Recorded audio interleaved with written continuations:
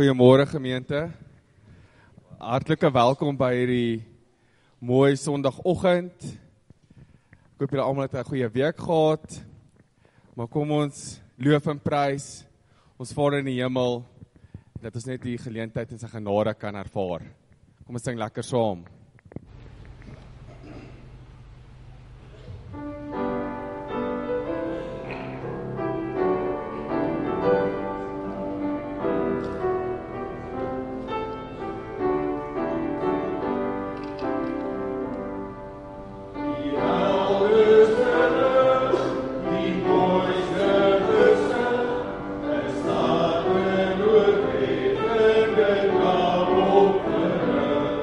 Here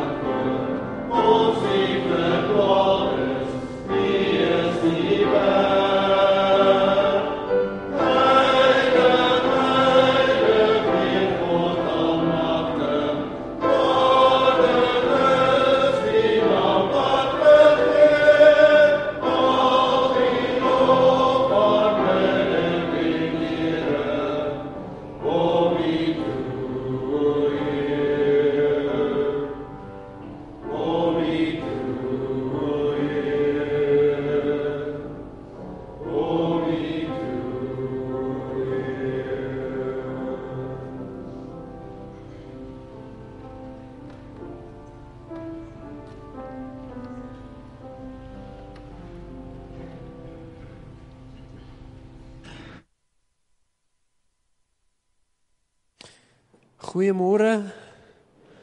Baie welkom by die erediens vanoggend. Dit is so 'n wonderlike oggend. Ek weet nie wie van julle opgelet het hoe skoon die oggend was na gister se reën nie. Dis net so wonderlik. Ons het die naweek het ons gedraf en een van die eintlik verskeie van die strate waar ons gedraf het, sien 'n mens die jacarandas net wat so pragtig blom. En ek weet nie of jy dit al beleef het nie, maar partykeer as jy in 'n straat ry of in 'n straat stap en jy kyk op 'n spesifieke manier, dan lyk dit amper asof die bome so na jou toe kom. En toe ons nou sing, toe dink ek, joh, maar jy weet, as jy daai prentjie van die jacarandas in jou kop het en hierdie pragtige gesig en net eintlik die wete dat die Here ook hier is om elkeen van ons so te kom ontmoet in sy skoonheid en in die varsheid van 'n nuwe oggend. Dis eintlik 'n wonderlike gedagte ook om vanoggend se erediens mee te begin. En ons gaan sommer met die deur in die huis val vanoggend met 'n paar afkondigings. So ek gaan eers sommer vir Floris 'n geleentheid gee om vir ons iets oor die gemeentekamp te sê. Baie dankie Floris.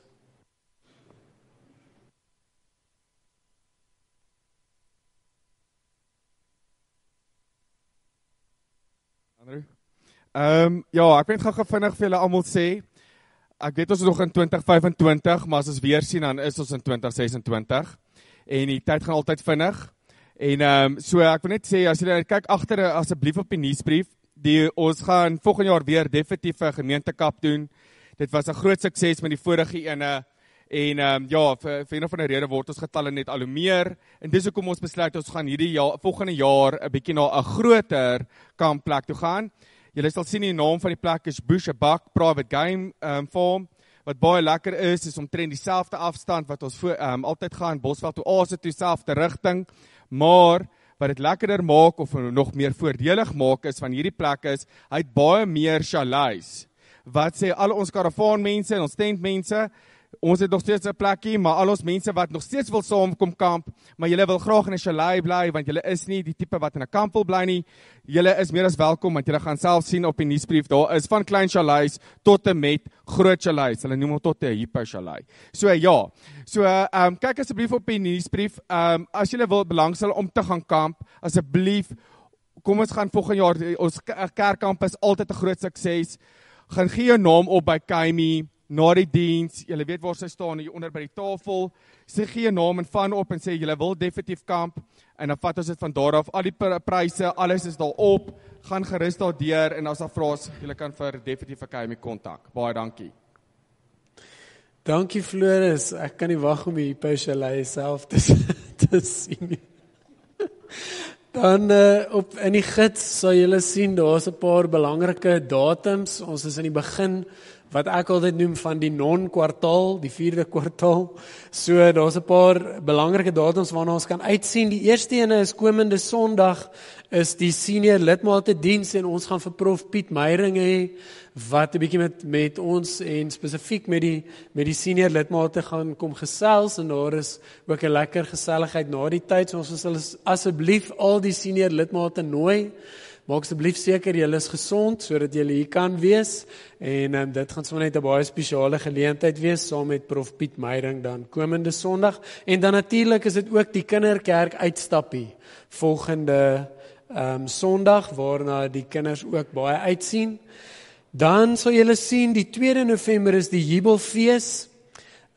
Julle weet meer van die Jubelfees as ek, want ek het nog nie self 'n Jubelfees beleef nie, so ek sien baie uit om dit saam met julle te beleef en om dit te ervaar, maar ek weet dit gaan 'n baie spesiale buitelig kerkdiens wees, en ek weet daar word ook altyd baie moeite gedoen met die inrig van die diens, so dis regtig iets waarna almal van ons kan uitsien.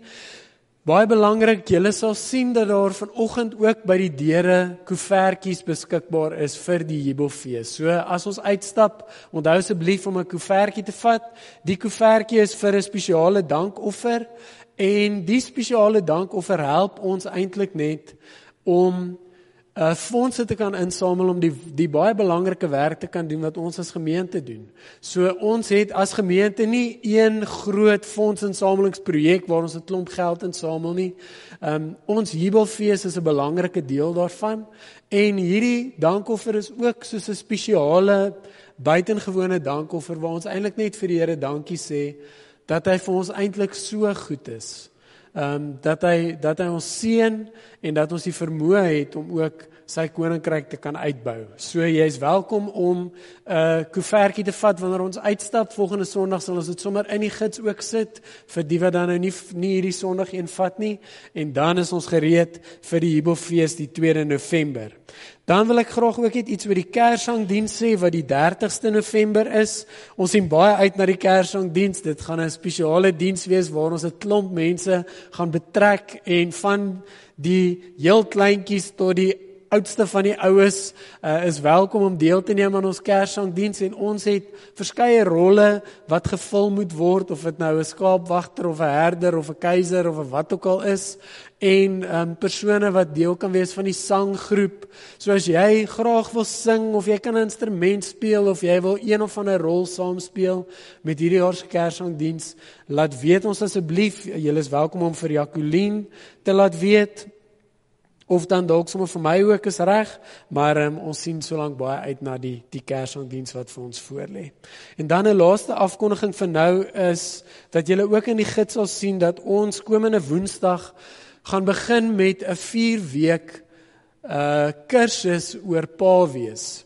So ons gaan deur die loop van 4 weke gaan ons saam 'n gesprekskursus hê waar ons gesels oor die waarde en die belangrikheid van pa wees. En ons gaan mekaar eintlik inspireer en bietjie toerus, want ek is seker julle weet dit ook dat daar 'n intense behoefte is aan paas wat hulle ding doen, en paas wat ook uitkyk vir kinders, en nie net vir ons eie kinders nie. So ons begin hierdie Woensdag. As julle enige verdere inligting wil hê, dan is julle welkom om my te kontak, en julle moet asseblief net vooraf laat weet as julle gaan deel wees van die kursus wat dan komende Woensdag vir die volgende 4 weke gaan plaasvind.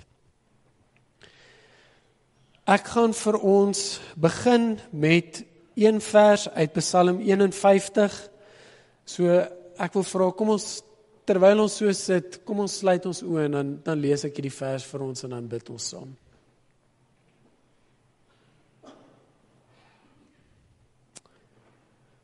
Maak my opreg, God. Maak my van kop tot tone nuut, sodat ek kan vas staan. Moet my nie van U af wegstoot nie. Here, dis ons gebed dat U deur die krag van die Heilige Gees ons harte, ons verstand, ons ore sal open, sodat ons iets sal beleef van U kosbare teenwoordigheid. Mag ons saam wees, ook vir U 'n seën wees vanoggend. Ons bid dit in die kosbare naam van Jesus. Amen. Gemeente, genade en vrede vir julle van God ons Vader en die Here Jesus Christus deur die kragtige werk van die Heilige Gees. Ons gaan 'n paar liedere saam sing vanoggend. Die eerste 2 liedere gaan ons bly sit, en dan gaan ons vir die 3de lied gaan ons saam staan, en dan loof ons ook die Here met die sing van die volgende liedere.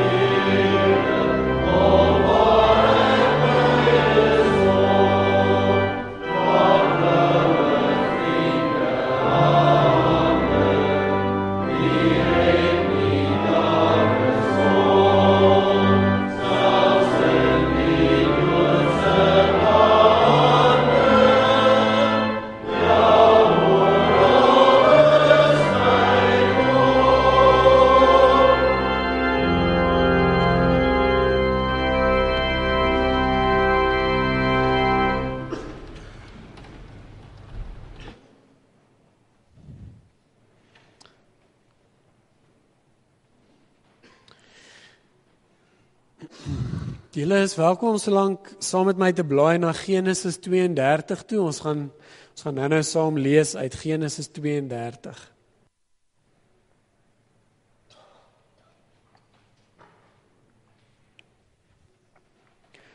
Een naam verander nie maklik nie. Ek weet nie of jy al die voorreg gehad het om jou naam te probeer verander nie. Ek dink nie dis maklik nie. Maar ek het een keer op RSG, ons was op pad met vakansie en Amorey Becker, toe sy nog by RSG was, het sy gepraat met 'n vrou en hulle het 'n paar keer het hulle met die vrou gesels, maar die vrou se naam was Bertus. En sy is 'n Noord-Kaapenaar, maar sy was so 'n fantastiese mens gewees. As sy gepraat het oor die radio en hulle het afgelei, dan het jy sommer klaar beter gevoel oor die lewe. En die rede hoekom haar naam Bertus was, ek kan nie mooi onthou nie, maar ek wil my verbeel sy het gesê hulle was 11 kinders. Dis dalk jok ek, maar hulle was baie kinders. En sy was die laaste kind en sy was die hoeveelste ook al dogter gewees. En toe besluit op pa nou goed dan, as daar nou nie vir my 'n seun gebore gaan word nie, dan sal jy nou Bertus wees. En die persoon oor wie ons vandag gaan praat, Jakob, sy naam het verander. Maar dit was nie 'n maklike verandering nie. Dit het eintlik met 'n stoeigeveg gepaard gegaan. So toe ek in die laerskool was, ek was nog klein, het ek gestoei en as ek 'n sielkundige moet gaan sien, dan sal ek waarskynlik so 'n bietjie oor my stoeijare ook moet gesels, want as klein kind was ek was nogal 'n plomp seentjie gewees. En as die van julle wat weet, ek weet of dit nog steeds so werk nie, maar daai jare het so gewerk, jy het in jou gewigskategorie gestoei. En ek onthou, maak nie saak waar ons op pad was nie, ek onthou ons was een keer Ermelo toe gewees, dan het ek so baie kougom geëet, want blykbaar het dit jou laat gewig verloor, sodat ek dan nou net kan minder weeg. En as jy stoei, dan moet jy mos nou inweeg, en dan staan al die kinders nou, al die seentjies in hulle onderbroekies, en dit was vir my ook baie traumaties, en ek kan nie onthou dat ek ooit 'n medalje gewen het nie. So my stoei herinneringe was maar baie met trauma gevul. Ek dink Jakob het dalk iets daarvan ook beleef in sy eie lewe, en dis waarna ons vandag gaan kyk. Daar's eintlik 'n paar figure in die Bybel wat se naam verander het. As jy maar dink aan Abraham en Sarai, Paulus, maar nie een naamsverandering in die Bybel het gebeur sonder dat daar 'n besondere ontmoeting met God was nie. En dis wat dit so kosbaar maak. Jakob beleef 'n watersskeidingsoomblik in sy en sy nageslag se lewe. Sy lewe sou nooit weer dieselfde gewees het nie. Sy fisiese waterkruising van sy mense word eintlik sy watersskeidingsoomblik in sy lewe. En as ons 'n kort oorsig oor Jakob se lewe moes gee tot op die punt wat ons nou gaan saam lees, dan sal ons mekaar sê, julle onthou Jakob was een van 'n tweeling, en selfs in sy ma se maag het hy al reeds gestoei en geworstel met sy broer Esau. En in 'n manier was Jakob die swakkeling gewees. Sy broer was die eersgeborene en sy broer was sy pa se gunsteling. Esau en sy pa het dinge saam gedoen in die veld en Jakob was 'n mama's boy gewees. Hy en sy ma het dinge saam gedoen en dinge saam beleef. En die deurlopende tema van Jakob se lewe is dat Jakob iemand was wat worstel met ander. En dit is ook wat Jakob se naam ook kan beteken, 'n betekenismoontlikheid vir Jakob se naam. Maar Jakob het ook bekend gestaan as 'n verraaier, een wat mense ingedoen het. En dis ook 'n letterlike deel van Jakob se naam se betekenis. Eers kry hy sy broer se erfreg deur vir sy broer 'n pot lensiesop te maak, en daarna maak hy en sy ma planne toe sy pa nie meer baie goed kon sien nie, en hy kry die seun van die eersgeborene by sy pa. En julle weet, Esau was woedend, Jakob kies om te vlug, en hy vlug ongelukkig na die verkeerde persoon toe, want hy vlug na sy familielid, na Laban toe, en Laban doen eintlik presies dit wat Jakob met Esau gedoen het. Hy doen hom ook in. En eers kry hy die verkeerde vrou vir wie hy lank moes werk, en toe kry hy die regte vrou, en op 'n stadium, toe Laban nou die skape en die bokke moet verdeel, toe doen Laban vir Esau in, maar, nie vir Esau, ekskuus, vir Jakob in. Maar Jakob, getrou aan sy aard, laat nie toe dat Laban daarmee wegkom nie, en op 'n slinkse manier steel hy eintlik meer bokke en skape as wat hom toe nou toekom. Dit is die deurlopende tema van Jakob se lewe. Iemand wat verraai, iemand wat plannetjies maak, iemand wat indoen. En as jy dink aan hierdie kort geskiedenis wat ons nou net vir mekaar gesê, dan laat dit 'n mens tog wonder, wat het gemaak dat Jakob geword het wie hy was, tot op daardie stadium? Wat was die wortel van hierdie dinge wat maak dat Jakob al ewig besig is met hierdie plannetjies en eintlik om mense te benadeel? Was dit dalk miskien dat Jakob verwerping van sy pa beleef het? Het Jakob dalk gevoel hy is nie goed genoeg nie? Was hy dalk miskien afgeknou, dalk selfs deur sy tweeling Boetie? So Jakob het uit die aard van die saak ook 'n storie. Hy het ook 'n verhaal wat gemaak het dat hy geword het wie hy was. Maar die tyd in die hoofstuk wat ons amper gaan saam lees, sien ons dat die tyd gekom het vir Jakob om sy vrese in die gesig te staar. Die tyd het gekom vir Jakob om terug te keer na die plek waar hy vandaan kom. Maar nou hoor Jakob dat Esau al reeds op pad is met 400 manne en hy verwag die ergste. Hy is angsbevange, want wat wil Esau met hom doen? En onmiddellik skop Jakob se plannetjies maak mentaliteit in. Hy deel sy mense in 2 groepe. Hy dink, okay, goed, as Esau hierdie groep vernietig, dan sal daar nog ietsie oor, as nog 'n paar van my mense oor. Jakob is die hele tyd besig om te dink, hoe gaan ek hierdie volgende nuwe krisis bestuur in my lewe? En dan sy volgende plan wat hy maak is, hy stuur 'n klomp van sy kleinvee vir Esau vooruit as 'n geskenk. En hy dink, dalk kan ek Esau se hart sag maak, as hy nou al hierdie goeder sien wat ek bereid is om vir hom te gee. Dalk gaan dit help. Maar kom ons lees saam Genesis 32, ons gaan vanoggend saam lees van vers 22 af.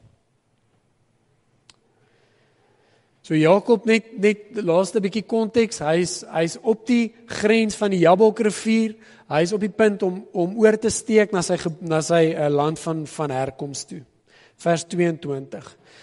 Die nag het hy opgestaan en sy 2 vrouens en sy 2 persoonlike slavinne en sy 11 kinders gevat en deur Jabokdrif gegaan.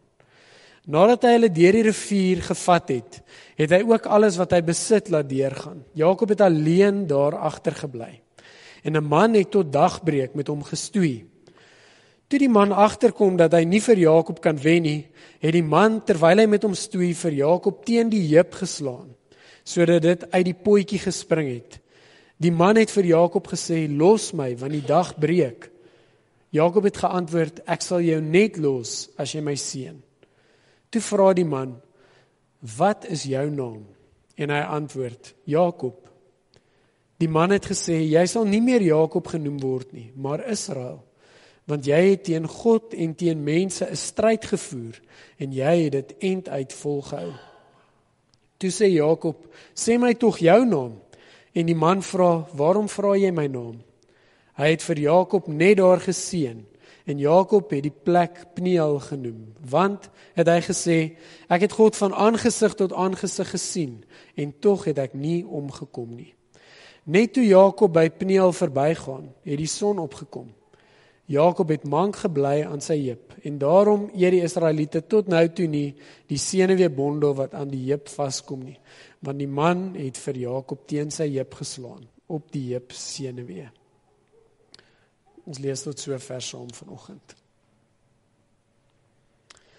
So ons lees van hierdie gebeure waar Jakob sy mense deur die Jabokdrif stuur, en miskien het Jakob hulle vooruitgestuur en gedink, maar as ek my 2 vroue stuur en ek stuur my kinders, dalk sal Esau dink, shame, kyk, hulle is weerloos, kom ek wees hulle daarom 'n bietjie genadig. Maar dan kom Jakob terug, en Jakob bly alleen agter.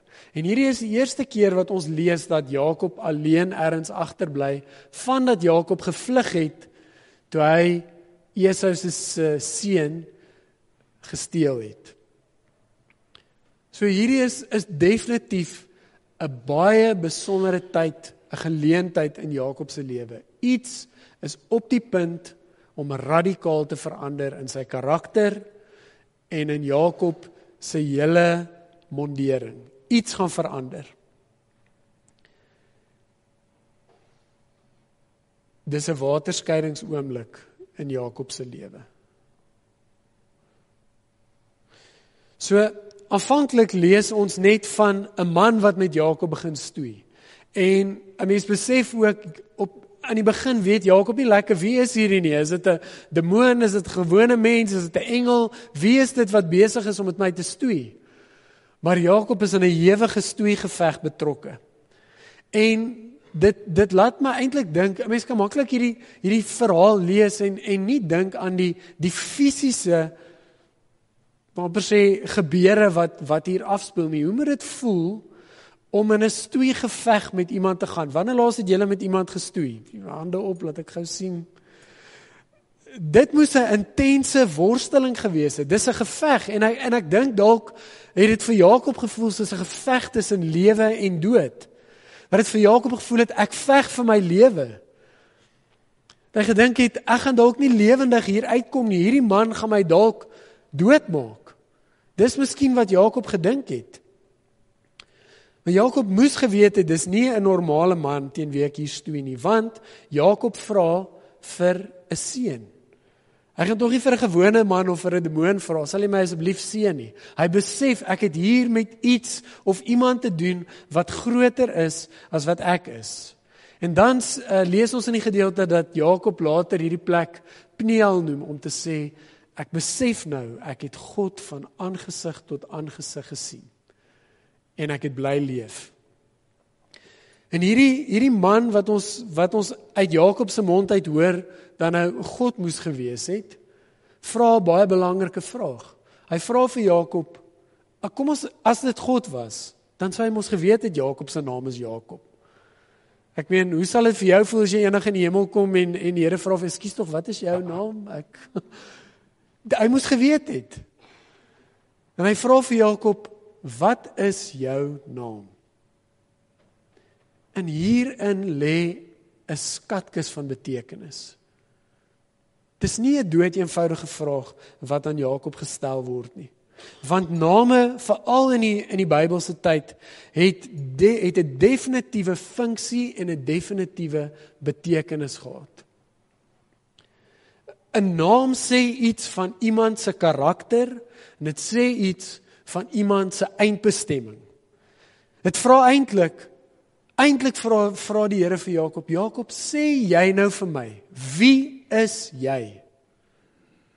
Waarheen is jy op pad met jou lewe? So op 'n manier nooi die Here eintlik vir Jakob uit tot 'n belydenis. Hy nooi hom uit om eintlik meer te sê as wat sy naam is. Soveel meer te sê as wat sy naam is. Hierdie uitnodiging wat die Here aan Jakob rig is eintlik 'n uitnodiging tot weerloosheid. Dis asof die Here vir hom sê, Jakob, jou lewe lank was daar ander dinge wat in die spel was. Daar was ander dinge wat jou gedrag, jou optrede, jou besluite bepaal het. Vir eens in jou lewe, sê tog net vir my, wie is jy? Wie dink jy is jy? Wie glo jy is jy? Ons lees ook dat dit amper dagbreek was. En dagbreek is 'n baie sterk simbool vir 'n nuwe geleentheid, 'n nuwe begin. Iets wat op die punt staan om te gebeur of om te verander. Dit sê iets van die groei en van die verandering wat, ek wil amper sê, swanger is in Jakob se lewe. Dit staan op die punt om te gebeur, maar die Here sê vir hom, voor ek jou seën, sê jy nou 'n bietjie vir my, wie is jy? kan die Here vanoggend dit vir my en vir jou ook vra. Wat is jou naam? Wat is jou naam? Wat het jou gevorm? Wat het jou gemaak wie jy is? Wat noem jy jouself? Wat noem ander mense jou dalk? Wat het een of twee antagoniste in jou lewe jou genoem? En watter effek het dit op jou lewe? Is jy die een wat sê, ek het probeer om my huwelik te maak werk, maar dit het net nie gerealiseer nie? Is jy die een wat sê, ek was maar altyd die verwerpte gewees? Is jy die een wat sê, ek het flip en hard probeer, maar ek is eintlik maar altyd die mislukking? Is jy die een wat soms mense teleurstel? Daar is iets te sê vir die feit dat Jakob in hierdie worsteling gaan wanneer hy alleen is. Want ons kan baie keer ons omring met 'n klomp mense, ons gemeenskap, ons mense, ons betekenisvolle ander mense is 'n baie belangrike deel van ons lewe. Maar soms in ons lewe, met sekere worstelings in ons lewe, is dit goed en reg en nodig dat ons die pad alleen stap. Daar kom sekere tye in ons lewe wat die Here vir my en vir jou vra, wat is jou naam? En dit is net ek wat dit kan beantwoord. My ma gaan nie inspring en my red nie. My vrou gaan nie sê, ag, hy is eintlik nie so sleg nie. Dis net ek wat regtig in eerlikheid en weerloosheid vir die Here kan sê, Here, hierdie is wie ek is. Om dood eerlik en broos met onsself te kan wees. Want dan is ons gereed om 'n nuwe naam van die Here te ontvang. Dan is ons gereed om afstand te doen van ons ou self. Die een wat eintlik in 'n groot mate ons handel en ons wandel en ons woorde en dit wat ons oor onsself sê, bepaal het. Miskien is dit vir ons soms moeilik om afstand te doen van ons naam. Soms is dit lekker om te kan sê, maar ek onthou net, ek is die een, ander mense sê van my, ek is die een wat altyd die beste stories het om te vertel. Ek is altyd die grapmaker by 'n kuier. Ek is die een wat altyd die staatmaker is. Mense kan altyd pyl trek op my.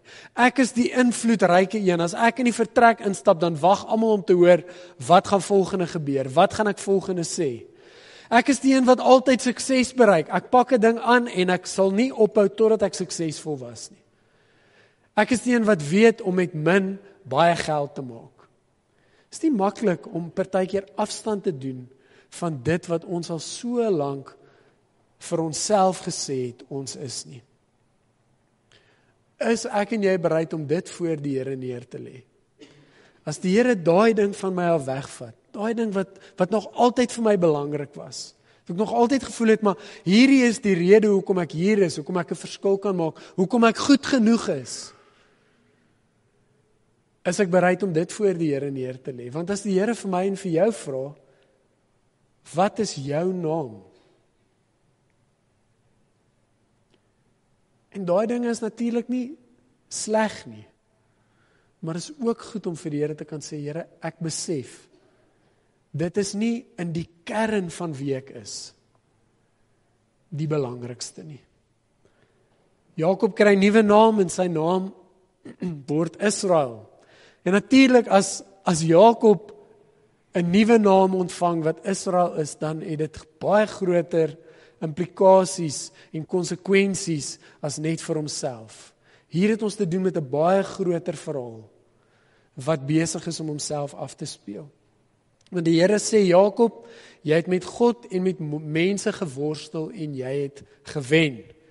Die 83 vertaling sê dit 'n bietjie anders. Dit sê niks van wen nie. Dit sê iets van jy het eindtyd volgehou of wat ook al. Maar baie ander vertalings in die oorspronklike vertaling praat eintlik van wen, van oorwin. Die een wat oorwin omdat hy kies om te worstel met mense en met God. Wat beteken dit vir Jakob as hy 'n nuwe naam kry? Ons lees in hoofstuk 33 dat Jakob se vrese dat Esau eintlik hom en sy nageslag gaan uitwis, nie realiseer nie. Maar soveel meer as dit, daar's eintlik 'n oomblik van versoening met mekaar.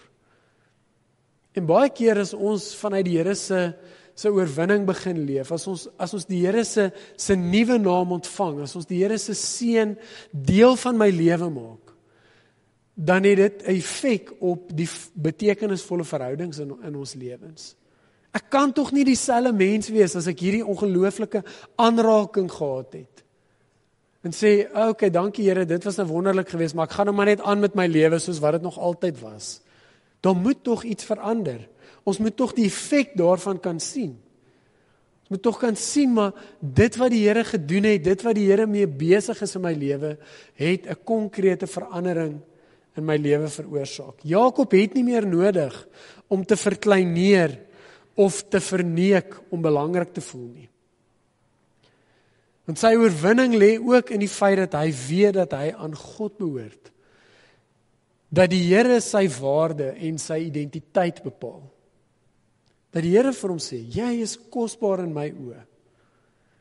Ek sien jou vir wie jy is en vir wat jou nageslag gaan wees en die seën wat julle ook gaan wees in die wêreld. Ons het gelees dat Jakob mank wegloop van hierdie worsteling. En dis eintlik 'n lewenslange herinnering vir Jakob, dat hy nooit sal vergeet dit wat die Here hier gedoen het nie. Dit wat die Here in hierdie betekenisvolle oomblik in sy lewe bereik het nie. En dit is dikwels so in my en jou lewe ook, dat ons letsels partykeer die herinnering of die getuienis is van dit wat die Here in elkeen van ons se lewe gedoen het. Ek wil graag hierdie vir julle lees wat Johannes Calvin baie jare terug gesê het oor hierdie verhaal van Jakob. Hy sê, we do not fight against him met 'n hoofletter, teen die Here nie, except by his own power and with his own weapons, for he, having challenged us to this contest, net ek my plek verloor. There we go. At the same time, furnishes us with means of resistance, so that he both fights against us and for us, inasmuch as he supplies us with more strength to resist than he employs in opposing us. We may truly and properly say that he fights against us with his left hand and for us with his right hand. For while he lightly opposes us, he supplies invincible strength whereby we overcome. Is dit nie so mooi nie?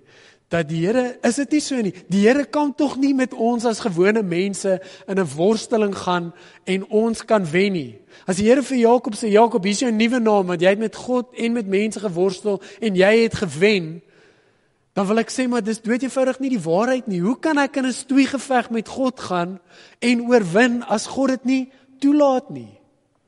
Dis mos nie moontlik nie. En daarom hierdie ongelooflike beeld om te sê, maar as die Here soms in ons lewe die opponent is, die een is wat ons konfronteer, dan doen hy dit met sy linkerhand. Hy kies tog vanuit sy genade en sy liefde om te sê, weet jy wat, my bedoeling is nie om jou te verwoes nie. My bedoeling is jou op te rig, om te word wie jy geskep is om te wees. Dit doen hy met sy linkerhand. En hy gee vir ons die oorwinning, hy gee vir ons die geleentheid om te kan oorwin met sy regterhand. Dis die God wat ek en jy ken, dis die God wat ons aanbid. En ons nou, hoe lank al met mekaar gepraat oor hierdie verhaal, en ek het nog nie een ding oor Jesus gesê nie. As ons nog Jesus in hierdie gesprek moes inbring, dan is dit weer 'n totale ander prentjie om te sê, maar toe Jesus gekom het, toe hy die reëls handomkeer verander. Dit bepaal tog my en jou identiteit. Wat maak ook Jakob se verhaal met jou? Wat maak Jakob se verhaal met ons vandag? Wat hoor jy? In watter mate help dit jou om ook die verandering te sien wat God vir my en jou bedoel. Groei gebeur in die geveg. As ek kon teruggaan na die 5-6-jarige wat moes stoei en in sy onderbroekie staan om geweeg te word, dan sou ek dit nie gekies het nie. Ek sou vir my ma gesê het, gaan koop eerder vir my 'n roomys. Maar daar het tog sekerlik groei plaasgevind. En soms is dit juis in die worsteling. Dis juis in die geveg waar ek sê, dit voel vir my, ek sukkel om my kop bo water te hou, waar die groei gebeur. So worsteling in ons lewe, of dit nou op 'n manier, soos Jakob voel, ek worstel met die Here, en of dit my omstandighede is, of met myself is, worsteling is altyd 'n geestelike oefening. Dis 'n geestelike realiteit. In ons worsteling ontmoet ons die liefdevolle, maar ook soms die konfronterende God, wat die vrae vra wat ons dalk nie self sou wou geantwoord het nie. Seën is nie altyd pynloos nie. Jakob se mank Jep dien as herinnering daarvan. Ek kan nie vir die Here sê, Here, seën my asseblief, vergroot my grondgebied, maar asseblief, laat daar net geen pyn in my lewe wees nie. Dis nie hoe dit werk nie. God se mense worstel en groei en oorwin vandag nog. En ek wil dit juist sê, en ek wil dit van toepassing maak op dit wat in die kerk gebeur, in die kerk van Jesus, reg oor die wêreld. Die Here is nie klaar met ons nie, hy is nie klaar geworstel met ons nie. Hy is ook nie klaar om elkeen van ons as geheel te gebruik om steeds te groei nie. In hierdie wêreld waarna 'n klomp dinge is wat nie reg is nie, is God nog steeds besig om elkeen van ons uit te nooi om te sê, wees asseblief deel van my groei. Moenie deel van die pessimiste word of deel van die ouens wees wat sê daar's geen antwoord vir hierdie ding nie. Die Here is nog steeds besig met elke een van ons. En dan ook die gedagte dat God elkeen van ons ontmoet en konfronteer in die donker. Die Here ontmoet ons soms op die donkerste plek. Op onseker plekke waar ons geheel en al alleen voel. Sodat die dag oor ons kan breek.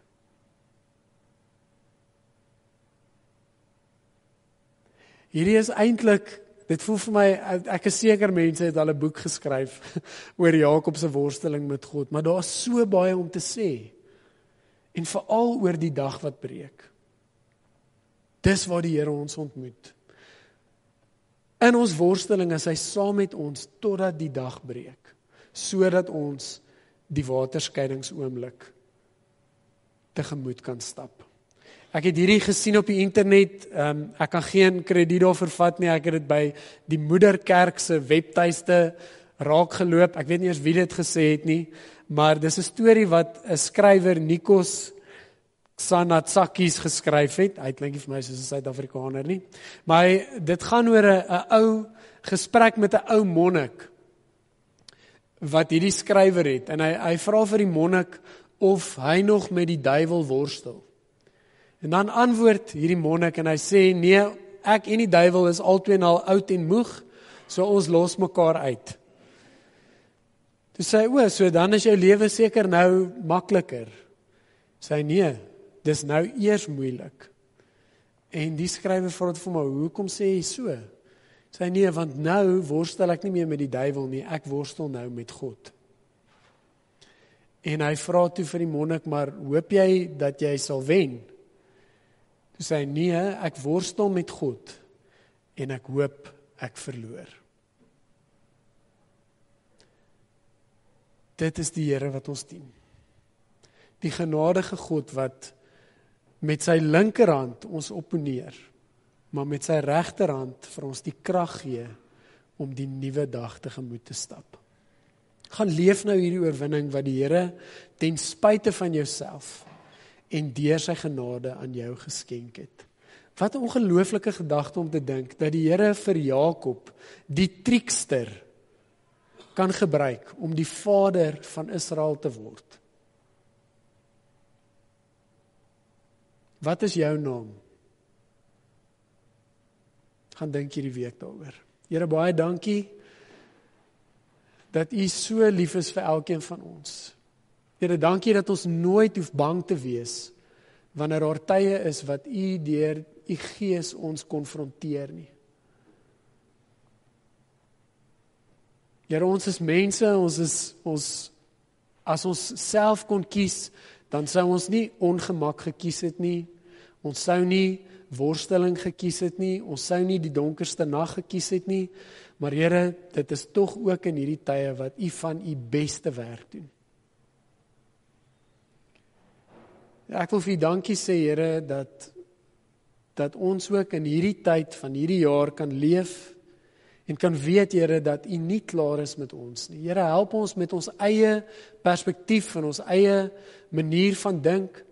Here, dat ons nie nou sal kies om eintlik self op te gee met hierdie jaar nie. Here, dankie dat U nog steeds besig is met elkeen van ons. Here, ek wil bid vir ons gemeenskap. Here, al die dinge wat ons moeg maak, die dinge wat ons moedeloos maak, die mense wat dalk sukkel of deur swaar tye gaan. Ek wil bid, Here, dat U ons ook genadig sal wees, maar ek wil ook sê, dankie, Here, dankie vir die groei wat ons beleef. Dankie vir die geleenthede wat elke dag op ons tafel is. Here, dankie vir soveel kinders wat deel is van ons gemeente. Here, dankie dat U ons seën met so baie. En mag ons ook oop wees daarvoor om die geleenthede raak te sien wat U oor ons pad bring. Dankie, Here, dat U elkeen van ons ook kies ten spyte van onsself. En dankie dat ons weet, Here, ons is altyd veilig in U teenwoordigheid. Ons bid dit in die naam van Jesus. Amen. Daar's nou geleentheid vir die dankoffer.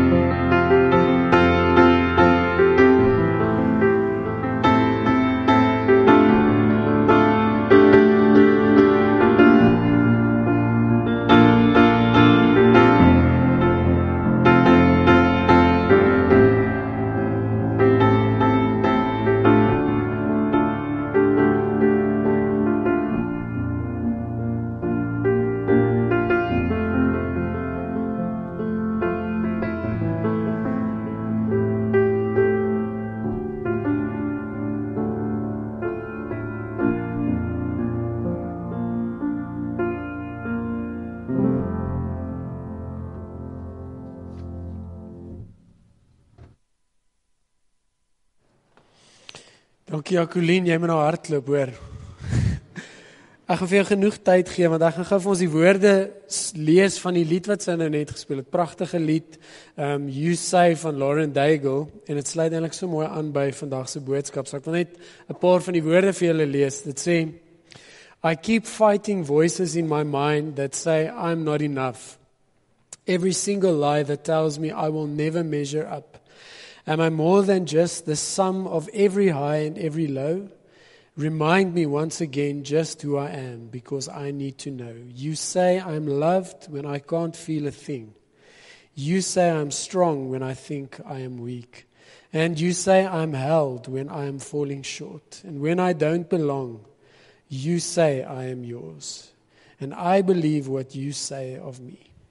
Ek het sommer net gedink om te sê, as jy hierdie week die geleentheid of die voorreg het, om vir iemand anders die vraag te mag vra, wat is jou naam? Koester daai geleentheid. As jy vir iemand kan sê, weet jy wat, jy is so braaf. Jy is meer as wat jy dink jy is. Jy is kosbaar, jy is geliefd. Doen dit. Dis ook 'n geskenk wat die Here vir elkeen van ons gee om te kan doen en te kan wees. Dan het ek 'n voeltjie hoor fluit dat Jaco Grobler aangewys is as die skoolhoof van Laerskool Valeria. So ons wil net vir jou sê, baie geluk Jaco en baie sterkte vir die pad wat voor lê, en ons bid ook vir die volgende seisoen in julle gesin en ook die skool se lewe. Daar's hy.